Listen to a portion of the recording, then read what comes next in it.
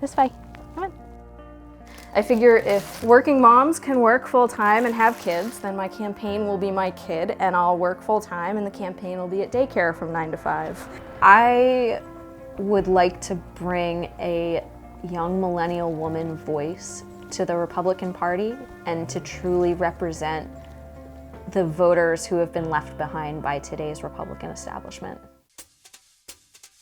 I'm Lindsay Brown. I feel especially strongly that we need to reform our education system. I believe in protecting the environment, and I believe that we need to completely reform our economy to deal with systemic inequality. And I am running in the Republican primary in New Jersey 7th District.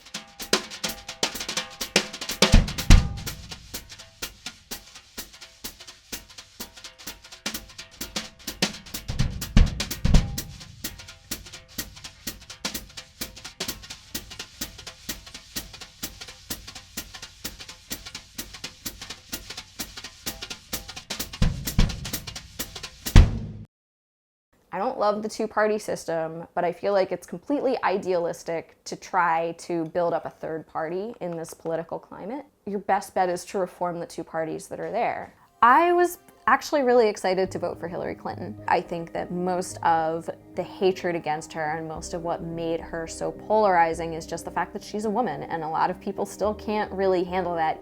This loss hurts, but please never stop believing that fighting for what's right is worth it. I marched in Washington in the Women's March, which some people have said, like, you're a Republican, you shouldn't talk about that. Like, that's bad because it's a march against Trump. But no, it was a march for women's rights, and I'm a woman. So yeah, I was there. But the really pivotal moment for me was about a month later, after Mitch McConnell had made the remark about Elizabeth Warren being kicked out of the Senate, when he said, "Nevertheless, she persisted."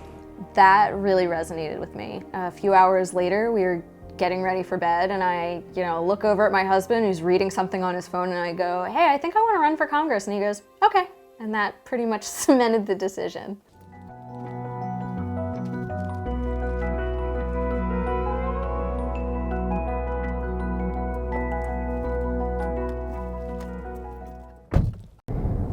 I support the original DACA legislation, and I do think that we need to come up with a bipartisan DACA solution, and it really needs to happen ASAP.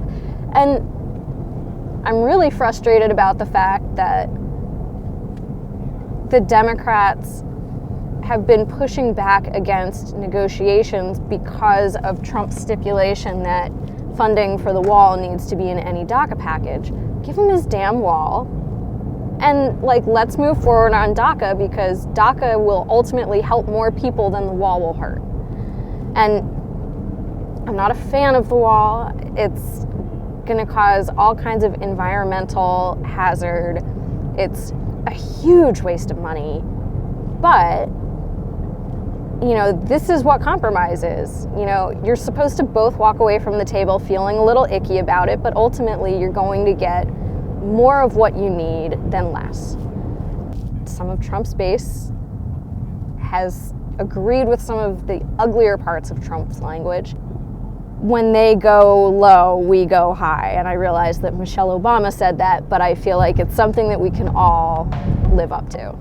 I need 200 signatures to get on the ballot, but they have to be 200 valid signatures, which means I'm trying to collect close to 1,000 just to make sure that if any of them get challenged or thrown out, that I have, more than enough, and it's not really a concern to get on the ballot and get voted for. So nice to meet you. You got it. I was actually going to ask. You going to work with Trump's agenda? Some of it. Most of it. Some of it. More than Lance? More than Lance. Okay. Yeah. You don't know we're a big Trump town.